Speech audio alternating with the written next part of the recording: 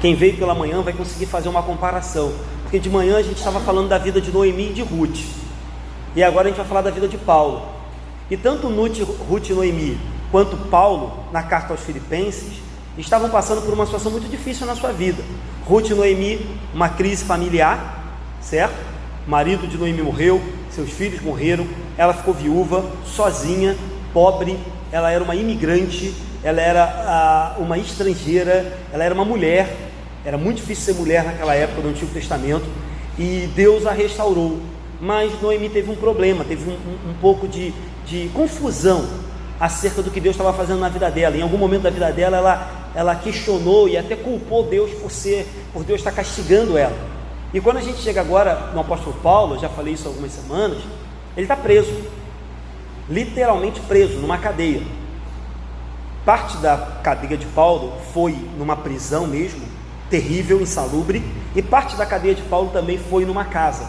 Durante um tempo permitiu-se que Paulo alugasse uma casa e ali ficasse preso naquela casa e recebesse até visitas.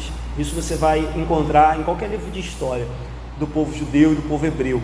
Mas Paulo estava preso, prestes a morrer e perder a cabeça. E você vai ver que a atitude de Paulo é muito diferente da atitude de Noemi, muito diferente. Noemi estava passando por uma crise tão grave quanto a de Paulo, por uma dor, por uma tristeza tão grande quanto a de Paulo, mas a atitude é completamente diferente. Como eu disse de manhã, não que a gente esteja aqui para julgar Noemi, porque era uma mulher que estava sofrendo muito, e talvez qualquer um de nós no lugar dela teria atitude parecida, mas ela momentaneamente perdeu de vista quem era Deus. Já Paulo não. Então a gente pode aprender tanto com a vida de Noemi quanto com a vida de Paulo. Outra coisa interessante é que Paulo está preso, mas o evangelho está livre. Paulo está preso, mas Jesus Cristo está vivo. Paulo está preso, mas ele ainda assim pode anunciar que Jesus Cristo é o caminho, a verdade e a vida. Eu já queria começar fazendo esse paralelo com a nossa vida. Às vezes nós estamos presos em algumas coisas, embora sejamos cristãos, acreditamos em Jesus, tenhamos, enfim, a nossa fé depositada em Deus. Às vezes a gente está preso em algumas coisas, preso no trabalho, preso nas obrigações familiares, preso às vezes numa tradição sem cabimento, às vezes preso numa religiosidade. Mas entenda uma coisa, embora às vezes nós estejamos presos em muitas coisas que atrapalham às vezes até mesmo a nossa vida, o evangelho jamais estará preso, o evangelho jamais estará retido, o evangelho jamais estará parado. É claro que bom seria se nós vivêssemos o evangelho na sua plenitude, vivêssemos como cristão 24 horas, não só domingo de 7 a 8h30, mas todos os dias. Bom seria, mas a gente sabe que a realidade não é essa. Muitas das vezes nós somos negligentes, mas não se engane, o evangelho não para, o evangelho não falha, o evangelho não está preso, o evangelho não está limitado, embora eu acredite que é obrigação da igreja pregar o evangelho não está limitado a essas 4 paredes aqui. Eu já falei isso muitas vezes aqui. Se um dia acontecer, eu espero que não, dessas 4 paredes vierem abaixo, ruir, e a igreja não mais existir, o evangelho vai continuar vivo, queridos. O evangelho não depende de mim nem de você, nem dessa igreja aqui, embora essa igreja sirva para que a gente ouça do evangelho e tenha a nossa vida transformada. O evangelho é sobre Jesus. Como eu orei pelas crianças, o evangelho é sobre amar a Deus e amar ao próximo. E sendo sobre Jesus e sobre amar a Deus e ao próximo, ele sempre vence. O problema é que às vezes é claro que a Bíblia tem coisas para a nossa vida, como hoje eu vou ler aqui e vou trazer algumas aplicações para a nossa vida, mas quando a gente acha que a Bíblia se resume a algo sobre a nossa vida, a gente, quando falha ou quando a nossa vida não está indo muito bem, a gente começa a achar que a Bíblia ou as promessas de Deus estão falhando também. Mas se a gente entende que a Bíblia é a palavra de Deus, que ela é sobre Jesus e que ela nunca falha, independente da fase que a gente esteja vivendo, a Bíblia vai continuar sendo viva e eficaz, palavra de Deus, digna de fé, digna de aceitação, digna de submissão. Isso é importante. E vamos ver o que Paulo tem para nos ensinar um pouquinho nessa noite. Filipenses 1, versículo 12. O título diz assim, olha: a situação do apóstolo contribui para o progresso do evangelho. versículo 12: quero ainda, irmãos, cientificar-vos de que as coisas que me aconteceram têm antes contribuído para o progresso do Evangelho. Vamos parar aqui, depois eu vou seguir. Paulo está escrevendo uma carta para uma igreja que ele plantou, uma igreja que ele fundou. Ele foi lá, pregou o Evangelho, Lídia se converteu, o carcereiro que estava prendendo Paulo quase se matou, se converteu também, e houve uma grande comoção na cidade. Lídia abriu a porta da casa dela para receber meia dúzia, e esse grupo foi crescendo, e de repente uma igreja nasce em Filipos. O tempo passa, Paulo não consegue voltar lá para visitá-los, e preso agora ele começa a escrever uma carta. E quando Paulo, depois de fazer uma saudação, de falar que orava pelos filipenses no começo do capítulo, quando ele vai falar dele, é muito impressionante que a atitude de Paulo, primeira, é acalmar os seus leitores. Paulo está preso, talvez ele estivesse necessitando de consolo, de conforto, de alguém que acalmasse o seu coração, mas ele começa fazendo assim: ei, entenda uma coisa, irmãos, quero ainda cientificar-vos, quero que todo mundo fique sabendo que as coisas que me aconteceram têm antes contribuído para o progresso do Evangelho. Isso é muito louco. Eu olho para a vida de Paulo e acho tudo muito doido, porque Paulo era doido. Paulo está preso, e aí a primeira coisa que ele faz lá é pedir: orem por mim, mandem ajuda, venham me visitar, arrumem um advogado, vão fazer protesto na frente do STF.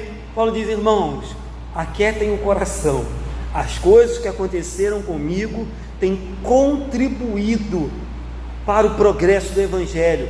Isso é um contraste muito grande com a minha vida e talvez com a sua, eu confesso, é muito grande. Quando Paulo começa a conversa, talvez muitos de nós começaríamos a abrir o nosso coração. Isso não é pecado. Muitos de nós começaríamos a dar ênfase, dizendo: olha, por exemplo, hoje, qualquer pessoa que vem conversar comigo, eu digo: olha, irmão, o pessoal pergunta: tá tudo bem? Eu falo: tá, estou com um probleminha na voz, talvez eu tenha que operar as cordas vocais. Eu já começo falando da minha vida, eu já começo falando de um problema que eu estou passando. Mas quando eu olho para Paulo, Paulo não dá ênfase no problema dele, Paulo não dá ênfase no sofrimento dele, Paulo não fica murmurando, se lamentando, embora ele pudesse. Eu não estou dizendo que é proibido fazer isso, mas Paulo vira e diz assim: olha, quando eu olho para o meu passado, quando eu vejo tudo que fiz, quando eu vejo tudo que aconteceu comigo, eu sei de uma coisa: tudo coopera para o bem daqueles que amam a Cristo. Jesus está sendo exaltado. Diferente de Noemi, como eu disse, Noemi olhou para o passado e disse assim: eu saí de Belém casada e com 2 filhos, estou voltando viúva e sem meus 2 filhos. Noemi olhava para o seu passado e dizia: meu passado é um desastre. De manhã a gente falou isso. Ela chegou em Belém e quando chamaram ela de Noemi, ela disse assim: olha, não me chama de Noemi não, porque Noemi significa alegre, significa formosa, agradável. Me chama de Mara, porque eu sou amarga, estou passando por uma amargura. Aí quando a gente olha para Paulo, que está vivendo uma situação parecida, Paulo diz assim: olha, tudo que eu vivi tem contribuído para o bem daqueles que amam a Deus e tem feito com que o Evangelho progrida. Paulo não considerou, embora isso tenha acontecido, que a fúria dos homens, que o preconceito que ele sofreu, que a perseguição que ele sofreu, que as tentativas de Satanás contra a vida dele, Paulo não considerou isso fruto do acaso. Paulo não virou para trás e olhou para a sua vida e ficou lamentando como se fosse simplesmente uma grande tragédia. Paulo olhou para trás e diz: é verdade, os homens tentaram contra a minha vida, Satanás tentou contra a minha vida, eu fui parado muitas das vezes, fui preso, eu tive muitos problemas, mas uma coisa eu sei: todas as coisas cooperam para o Evangelho de Cristo, todas as coisas cooperam para que Jesus seja glorificado. Paulo entendia que, embora ele tenha passado por maus momentos, o Evangelho estava sendo anunciado. E já já você vai entender isso, já já você vai entender o que Paulo estava querendo dizer com isso, porque nessa época ele estava preso em Roma, um lugar que Paulo muito queria alcançar já, um lugar estratégico, a capital do mundo, e Paulo queria chegar lá e pregar o Evangelho, e a maneira que Deus separou para que Paulo pregasse o Evangelho, era levando ele preso. É muito incoerente isso aos nossos olhos, mas Paulo entendeu que Deus era dono da sua vida, assim como Noemi entendeu isso também, mas Noemi perdeu um pouco o foco. E Paulo entendeu que como Deus da sua vida, como Senhor da sua vida, como aquele que escreve, de manhã eu falei isso, o rumo da nossa história, Deus estava no controle, quer preso, quer solto, como o próprio Paulo diz aqui em Filipenses, mas nos próximos meses a gente vai estudar. Sei viver com fartura, com fome, sei viver em escassez, sei viver na alegria, sei viver no sofrimento, em todas as coisas estou apto, porque tudo posso naquele que me fortalece. Então Paulo olhou para a sua vida, eu falei isso aqui semana passada também, não sobre a ótica humana. Paulo olhou para a sua vida sobre a ótica de Deus, entendendo que embora tudo estivesse difícil, Jesus continuava sendo exaltado na vida dele.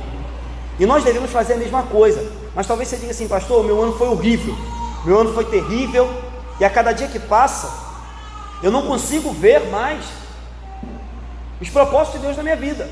Eu não consigo ver mais, o ano está acabando, eu fiz planos, eu fiz projetos, eu até prometi que ia fazer dieta e não fiz, não é verdade? Essa é a que todo mundo faz no final de ano, eu sei. Mas o ano passou, pastor, e eu não vi nada de bom acontecer. Meu irmão, eu vou ler aqui rapidamente o que Paulo viveu, para que você perceba que, embora possamos estar vivendo uma vida difícil, e eu disse de manhã, os dias são maus, o mundo em que a gente vive vai de mal a pior, a sociedade em que a gente vive vai de mal a pior, tem que se falar, política de mal a pior, tudo vai de mal a pior. Mas Paulo vivia uma época difícil também.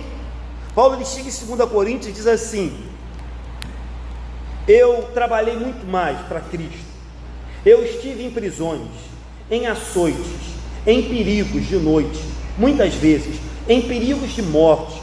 5 vezes eu fui açoitado, fui 3 vezes fustigado com varas, uma vez eu fui apedrejado, naufraguei 3 vezes, uma noite e um dia eu passei no mar, à deriva, fiquei em jornadas muitas vezes, sofri perigo de rios, perigos de salteadores ou ladrões, perigos entre os patrícios, os próprios parceiros de Paulo, irmãos lá, judeus, queriam matar Paulo porque ele se converteu.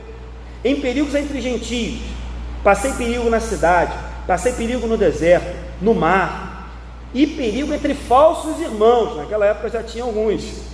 Aí Paulo diz: em trabalho, em fadiga, em vigília, muitas vezes em fome e sede, frio e nudez. Essa foi a experiência de Paulo antes de ser preso. E aí eu nunca deixo, ou nunca consigo ler esses exemplos de Paulo e comparar Paulo com alguns apóstolos de hoje em dia, principalmente os da televisão, que são tudo mentira, são tudo falso. Eu nunca consigo ler o relato da vida de Paulo e não me sentir também constrangido em às vezes reclamar de algumas coisas que acontecem na minha vida, por exemplo, essa questão da voz, e olhar para Paulo passando por tanta coisa mais difícil e ainda assim dizer: olha, entendam uma coisa, igreja, as coisas que antes me aconteceram têm contribuído para o progresso do Evangelho. Às vezes, em algum momento da nossa vida, a gente se depara com uma situação difícil e a gente se pergunta assim: ai meu Deus, o que será de mim? O que vai acontecer com a minha vida? Paulo olhava em situações como essa e dizia assim: quanto o Evangelho pode ser pregado, ou quanto Jesus pode ser exaltado por meio do que vai acontecer com a minha vida? Às vezes a gente fala assim: vou perder o emprego, o que será da minha vida? Estou mudando de emprego, o que será da minha vida? Estou mudando de cidade, o que será da minha vida? Paulo perguntava assim: estou mudando de emprego, como Jesus pode ser exaltado nessa mudança? Vou mudar de cidade, como Jesus pode ser exaltado? Talvez muitos de nós, diante de uma prisão, diriam: ai meu Deus, vou ser preso, e agora? Aí Paulo vira e diz assim: vou ser preso, como que eu posso fazer Jesus ser exaltado lá naquela cadeia? É um negócio louco, é um negócio doido, e é isso que vai acontecer. Vamos ler? Versículo 13: de maneira que as minhas cadeias em Cristo se tornaram conhecidas de toda a guarda pretoriana e de todos os demais. Paulo olhou para a sua prisão como um campo missionário. Paulo olhou para a sua prisão como um púlpito, esse que eu estou usando aqui hoje, um púlpito para pregar o Evangelho. Paulo não olhou para a sua prisão como o final da sua vida. De manhã eu falei isso, que a gente tem que parar de ficar botando ponto final na nossa vida, quando Deus não colocou. Paulo olhou para a sua prisão e não falou: agora acabou tudo, agora não tem mais o que fazer, sou pregador, sou apóstolo, eu sou fundador de igreja, como é que eu vou fundar a igreja na cadeia? Paulo olha em volta, olha para os soldados, olha para a guarda pretoriana, era tipo a tropa de elite lá do império, e Paulo diz, olha, vou pregar para eles, pronto, acabei de arrumar um público para pregar, acabei de arrumar um campo missionário, pessoas que Paulo jamais conseguiria pregar o evangelho solto, mas preso ele conseguiu, os soldados eram obrigados a ficar com ele. Paulo entendeu que em vez de murmurar, ele devia pedir a Deus que o usasse naquele lugar. Paulo entendeu que Deus é dono da obra, Deus é dono da igreja, Deus é dono do evangelho, mas Deus também é dono nosso, e querendo preso, vai ser preso, querendo num campo missionário, ele vai te mandar, querendo passar por um aperto, ele vai passar por um aperto. Deus manda, Deus é dono. E aí Paulo entendeu isso, e viu que nada podia impedi-lo de pregar o evangelho, pelo contrário, ele viu que aquela cadeia seria um púlpito da onde ele pregaria o amor de Deus e que Jesus Cristo era o Salvador dos pecadores. Diz a história cristã, a história dos judeus, que nos momentos de perseguição foi aonde a igreja mais cresceu, e que nos momentos de perseguição foi aonde o povo mais sofreu, ou melhor, teve avivamentos, despertamentos da sua fé. E por que isso? Talvez, eu não posso atestar, mas talvez a perseguição nos faça mais dependentes de Deus. Talvez uma igreja com ar-condicionado, confortável, com músicos, com microfone, com o pastor que vem aqui e explica a palavra para você, nos faça, talvez, nos faça acomodados, nos faça crentes de domingo, nos faça crentes que não aplicam e que não vivem a palavra. Talvez seja isso. E talvez a perseguição faça com que a gente aprenda que depende muito de Deus. Assim sendo, corremos para os pés da cruz e passamos a ter mais comunhão com Ele, a igreja cresce e somos até avivados. Talvez essa seja uma realidade. Eu espero que isso não aconteça, mas que a igreja evangélica brasileira precisa. A igreja evangélica brasileira, no modo geral de falar, é claro que existem igrejas honestas, fiéis, mas a igreja de uma forma geral, ela perdeu o rumo há muito tempo. Ilana falou mais cedo de um texto de Apocalipse, quando o próprio Deus vira para uma igreja e diz assim: ah, então tu está dizendo que está rica, né? Então tu está dizendo que tu tem tudo e não precisa de nada. Aí o próprio Deus vira para essa igreja, e eu confesso, irmãos, que eu vejo Deus falando isso para, sei lá, muitas igrejas brasileiras. Aí Deus diz: ah, tu acha que é rica, né? Mas na verdade tu é pobre, cega, nu, miserável. Deus fala isso numa igreja. E às vezes a gente fica um pouco com esse romantismo de achar que simplesmente porque o camarada abriu uma porta e que está com a Bíblia aberta é igreja. Não é. Às vezes está muito longe de ser. Mas voltando para cá, Paulo estava preso. Como é que funcionava? Paulo ficava preso a uma corrente com algemas a um outro soldado, preso 24 horas com um soldado. Ele tinha uma certa mobilidade, mas ele ficava preso a um camarada. E de 6 em 6 horas trocava o soldado. Fora esse soldado que tinha que ficar amarrado com Paulo, tinham outros que faziam a guarda do local. Afinal de contas, Paulo era muito perigoso. E o que acontece? Estima-se, isso também é história, que Paulo conseguiu nesses 2 anos de cadeia ter contato com quase toda a guarda. Dizem que a guarda tinha mais de 10 mil homens, então Paulo conseguiu falar com a maioria. E aí eu estava lendo um livro que dizia que mais do que pregar, talvez a paciência, a mansidão, a coragem, a firmeza, a fidelidade, a perseverança, a fé de Paulo tenha impactado aqueles soldados de tal maneira que Paulo diz assim: olha, fiquem tranquilos, de maneira que as minhas cadeias se tornaram conhecidas de toda a guarda pretoriana. Ou seja, o meu testemunho, o meu evangelho, a minha vida, a minha cadeia tem feito com que pessoas se sintam impactadas. O meu sofrimento, eu sei que é muito difícil falar isso, tem servido para a glória de Deus. Falei isso alguns dias atrás. A gente vive uma sociedade que não quer mais sofrer. A gente vive numa época em que todo mundo quer tudo de mão dada, de mão beijada. A gente vive numa época, se você perguntar para os mais antigos, das melhores, embora eu ainda acho que tem muito que melhorar, onde mais se tem acesso a tanta coisa. Mas ainda assim, a gente vive numa geração em que as pessoas não querem nada que atrapalhe a sua vida. E diante de qualquer sofrimento, as pessoas veem isso como uma desgraça para a sua vida e não conseguem perceber que talvez um sofrimento sirva de promoção. Por exemplo, eu poderia dar um exemplo aqui rápido e vocês vão saber. Quantas vezes eu fui abençoado aqui em dias de luto? E olha que foram muitos, né?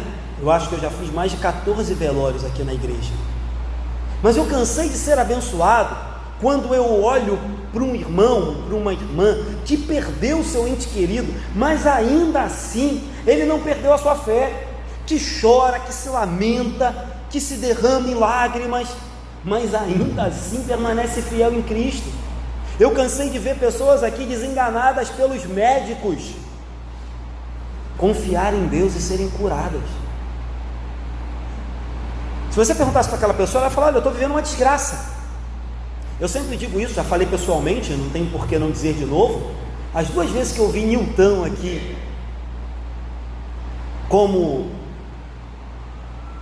digamos que pregador de um velório, embora ele estivesse aqui para lamentar e chorar, quando ele pegou o microfone, eu aprendi mais do que talvez aprendi em alguns anos de seminário, porque eu vi pessoas que entenderam que mesmo na tribulação, mesmo no pior momento da sua vida, é possível dizer: ei, meu irmão, entenda uma coisa, as minhas cadeias contribuíram para o progresso do Evangelho, de maneira que os soldados agora estão conhecendo Jesus Cristo.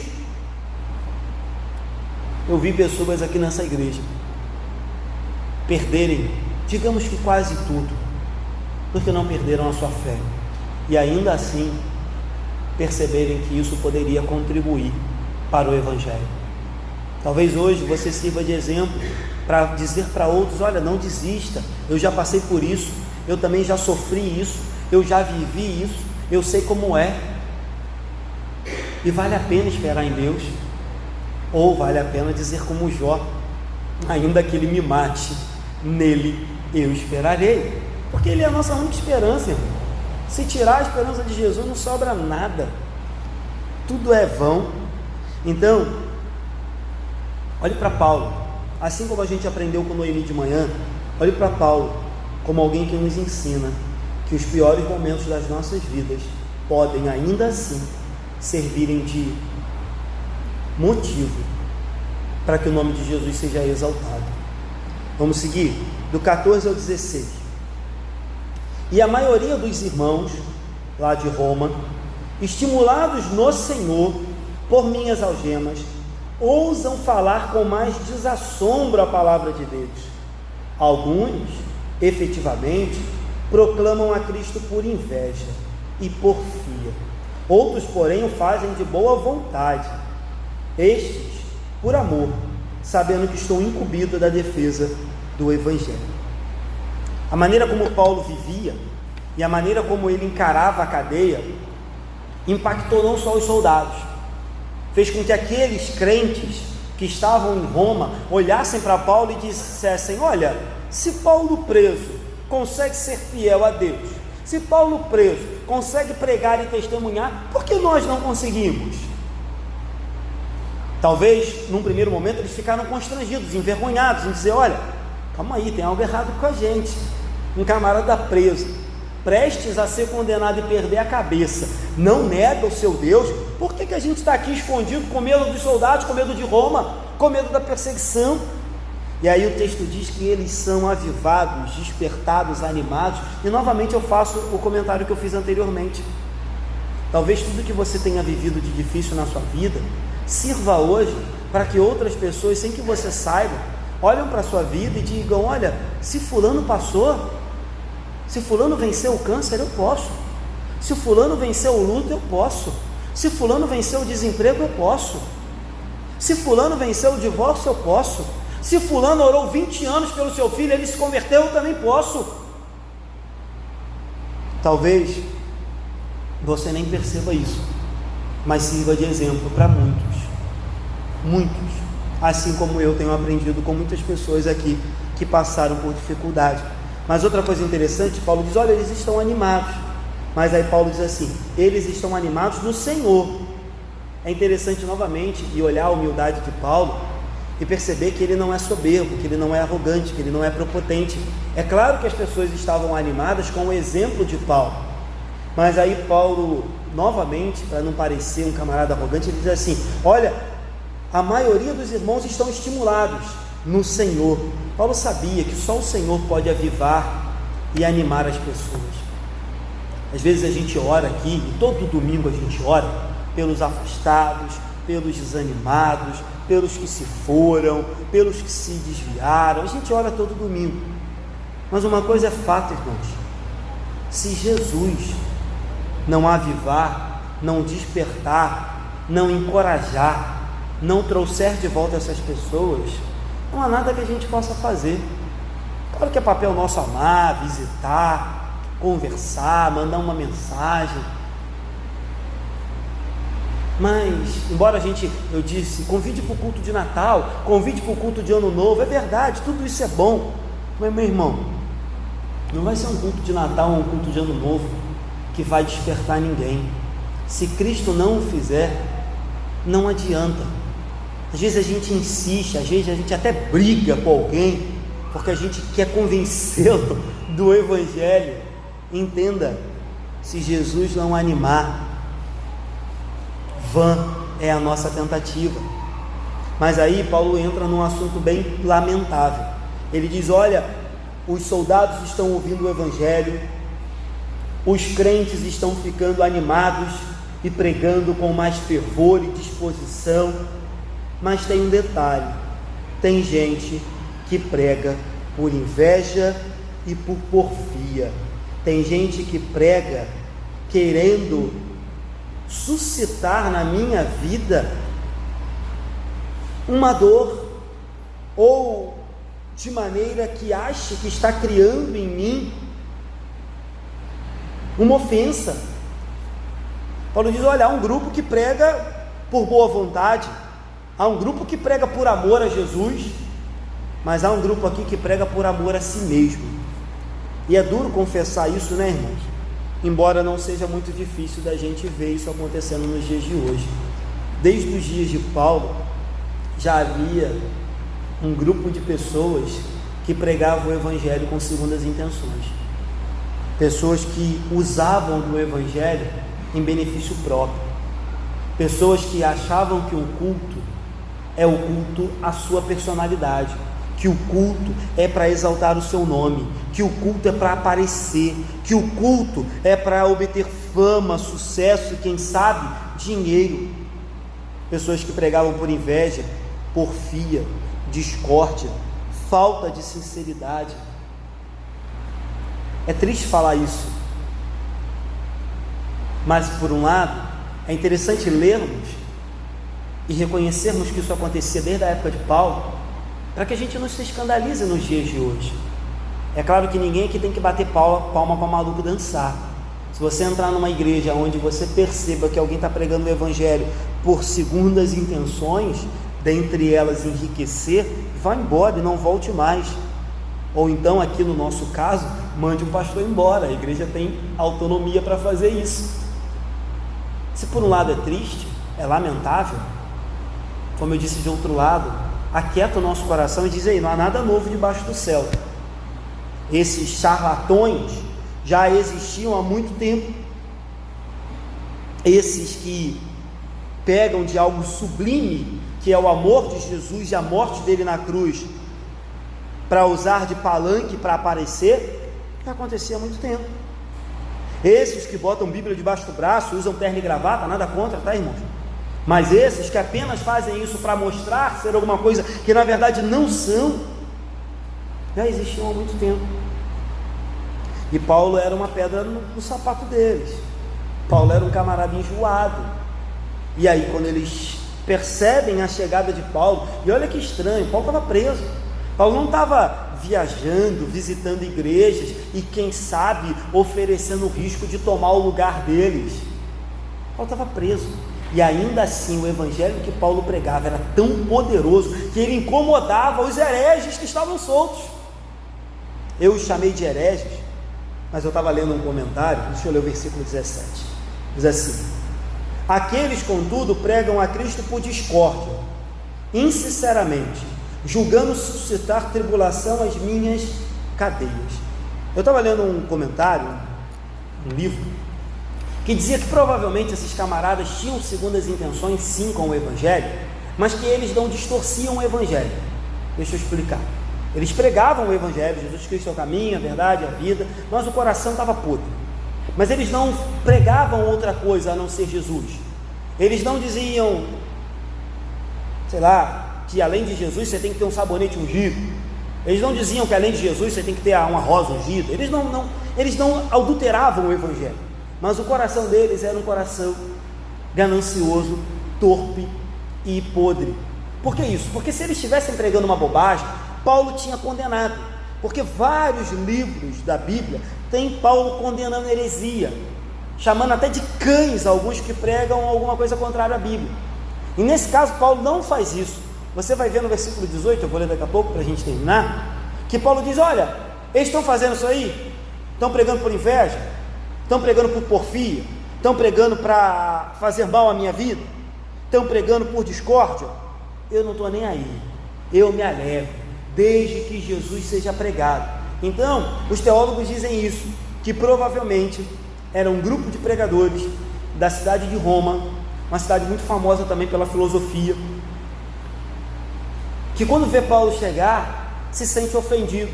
Primeiro, com medo de perder o seu lugar, e segundo, porque para eles, o fato de Paulo estar preso era uma vergonha para o evangelho. E isso acontece muito nos dias de hoje também, né?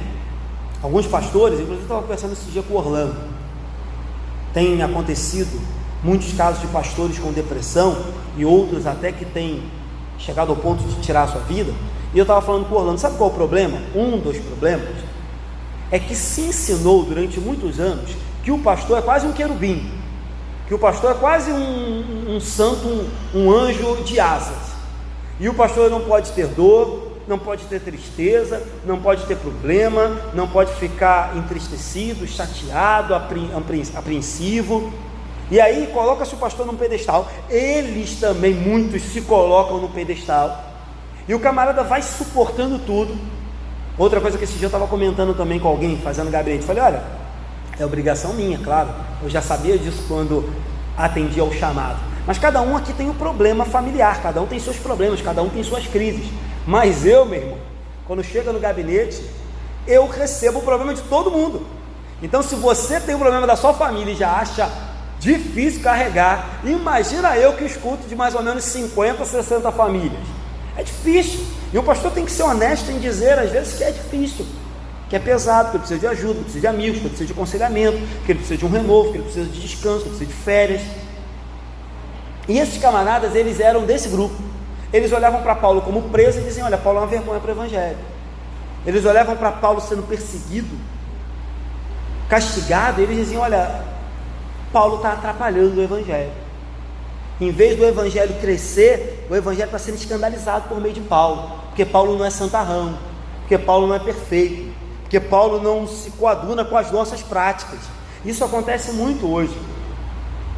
As pessoas acham que para que o evangelho cresça, ele tem que ser pregado por pessoas de outro mundo. Mas, meu irmão, somos todos pecadores. Somos todos pecadores, a começar por esse que vos fala. Sim, arrependidos, lavados e remidos pelo sangue de Jesus, eu não duvido disso. Tento todos os dias fazer que isso seja verdade na minha vida, mas a carne que há em mim é a mesma que há em vocês.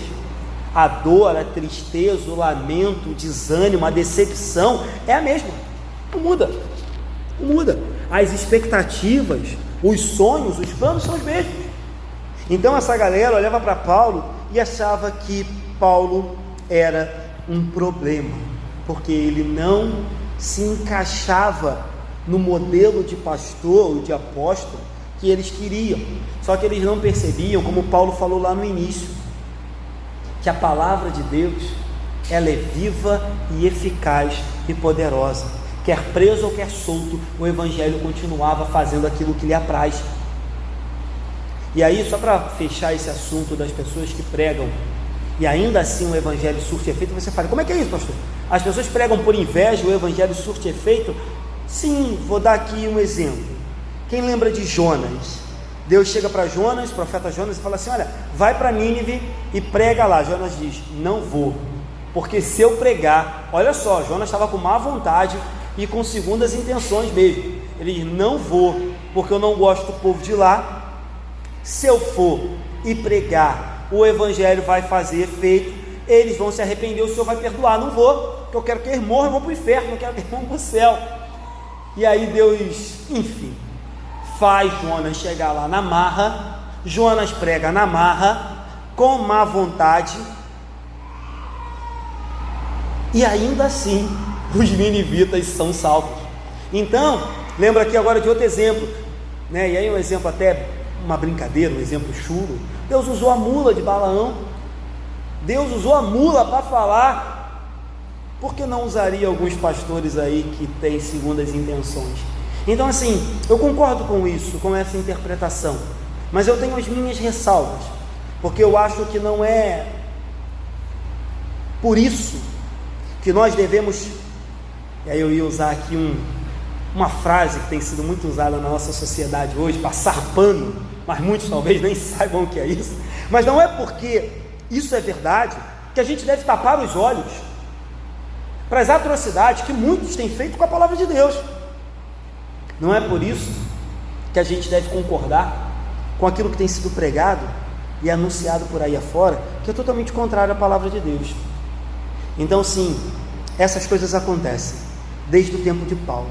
É triste olhar para isso, mas talvez também seja um alerta para que eu e você, quem sabe a cada ano, quem sabe a cada dezembro, a gente possa repensar e nos perguntar: por que eu tenho servido a Deus? Por amor a Ele ou por amor ao meu cargo? Por amor a Ele ou por amor à minha situação? Por que eu tenho servido a Deus? Por inveja? Por discórdia? Para criar contenda? Por que eu prego o evangelho? Para ofender ou para salvar? Para acolher ou para afastar? Para apontar que Jesus é Salvador ou para criar um muro? Por que eu sirvo a Jesus? Embora a gente olhe para isso aqui e fique muito revoltado com certas pessoas que a gente identifica que distorcem o evangelho, vamos fazer uma autocrítica, uma autoavaliação nesse final do ano e nos perguntar: por que eu tenho servido a Deus? Por que eu tenho vindo à igreja? Por que eu canto? Por que eu trabalho para Deus? Por que eu venho a cada domingo a esse lugar chamado igreja? Qual é o propósito final do meu coração? E que a gente possa sempre fazer essa pergunta e se vigiar, porque a própria Bíblia diz que aquele que está de pé tome cuidado para que não caia. Nada impede. Essa semana eu estava fazendo um gabinete também, uma irmã nova da igreja que não conhece o sistema congregacional falou assim: como é que é isso? Vai ter uma eleição agora em janeiro? Eu falei: vai ter uma eleição, e se mais de 50% da igreja falar não, eu vou embora. Se mais da igreja, metade da igreja falar sim, eu fico. Ela falou: mas isso é estranho? Eu falei: não, minha irmã, isso é bom. Sabe por causa de quê? Quem garante que daqui 10, 15 anos eu continuarei fiel às Escrituras? Eu oro para que isso aconteça, mas quem garante que daqui 5 anos eu continuarei pregando o evangelho por amor e por boa vontade?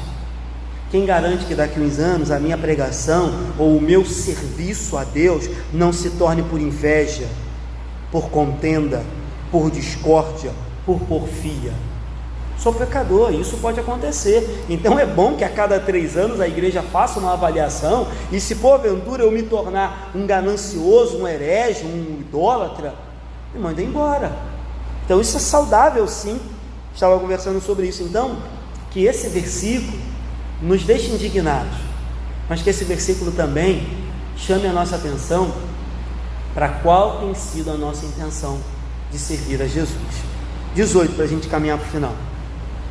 Todavia, que importa, uma vez que Cristo, de qualquer modo, está sendo pregado, quer por pretexto, quer por verdade, também com isso me regozijo ou me alegro. Sim, sempre me regozijarei. E aí a gente termina com mais um exemplo de humildade de Paulo. Paulo não está preocupado com o seu nome, Paulo não está preocupado com uma placa de igreja, Paulo não está preocupado com a sua reputação, embora hoje nós reconheçamos Paulo como o maior apóstolo, o que mais escreveu o livro da Bíblia, o que mais plantou a igreja. Paulo não está preocupado com isso. Ele diz: estão pregando aí para me causar ciúme,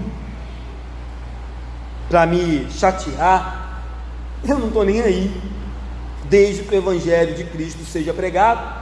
Tem um grupo contra mim, tem um grupo a favor da minha pessoa, não estou nem aí, desde que Cristo seja pregado. Paulo nos mostra que nas piores das circunstâncias das nossas vidas, mesmo numa situação como essa de perseguição, mesmo numa situação como essa de injustiça, é possível se alegrar em Deus. De manhã eu falei um pouco sobre isso na vida de Noemi. Disse que a gente deveria, eu disse que nós deveríamos parar de olhar só para as coisas ruins que acontecem na nossa vida e começar a trazer à memória quanta coisa boa Deus fez nesse ano também na nossa vida. E às vezes a gente não faz isso, e Paulo nos mostra isso. Está preso, sendo acusado de pregar o evangelho, prestes a morrer, quem sabe não conseguiria voltar e nem rever esses irmãos para quem ele está escrevendo.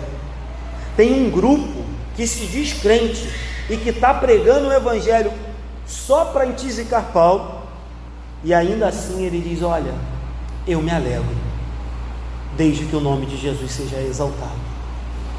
Não importa. É o mesmo apóstolo que em outras passagens vai dizer: olha, o viver para mim é Cristo e o morrer é lucro. Não me importa, desde que eu viva para Cristo, é isso que interessa. E eu queria caminhar para o final nos chamando a ter essa experiência, que mesmo nos momentos difíceis da minha e da sua vida, a gente entenda, eu sei que isso é difícil, que é possível se alegrar em Cristo Jesus, que mesmo nas piores fases da nossa vida, nós devemos nos perguntar: como que Cristo pode ser exaltado na minha vida? Como que Jesus pode ser glorificado na minha vida?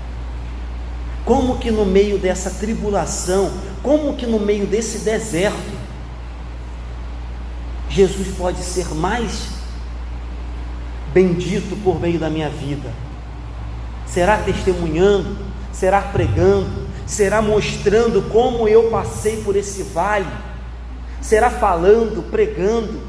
Será visitando alguém que passou pelo mesmo, está passando pelo mesmo que eu? Uma coisa eu sei, fácil não é, mas é possível ter a alegria de Cristo, mesmo nas piores fases da nossa vida. O ano caminha para o final, e talvez, assim como eu, você vai fazer um balanço da sua vida, e vai ponderar aquilo que foi de bom, aquilo que foi de ruim, e se talvez, embora eu acredite que você não vai fazer isso, você chega à conclusão que foi pior, ou que você recebeu mais coisas ruins do que boas, eu te convido a se aproximar de Deus, assim como Paulo fez, e ainda assim se alegrar, porque o nome de Jesus tem que ser glorificado. Amém? Deixa eu terminar. 5 aplicações que eu já fiz só para você gravar. Primeiro, Paulo não dá ênfase à sua vida e nem ao seu sofrimento, e com isso eu não estou dizendo que a gente não deve falar da nossa vida e nem falar dos nossos sofrimentos, mas Paulo prioriza o evangelho, e a gente também tem que fazer isso, assim como disse João Batista: que ele cresça e que eu diminua. Que assim seja na minha e na sua vida. Segunda coisa, Paulo olhava para a sua prisão, e aí você pode olhar para a sua dificuldade. Paulo olhava para a sua prisão como um campo missionário, e não como um túmulo. Muitos encaram, uma prisão como um túmulo. Muitos encaram um câncer, uma doença, uma crise como um final da vida. Paulo olhava para a prisão e via um monte de gente para pregar o Evangelho. Terceiro, a palavra de Deus é sempre poderosa, não importa como ela tem sido proclamada. Sim, eu gostaria que a maioria dos programas de TV dos evangélicos parassem de passar. Sim, eu gostaria. Mas enfim, a palavra de Deus é poderosa. Compete a mim orar para que, ainda que aquele monte de bobagem, quem sabe, entre no coração e mude alguém. Eu sempre dou esse exemplo. Uma vez a gente foi no campo missionário, uma das vezes, lá no Nordeste, e era uma terra de padinciço.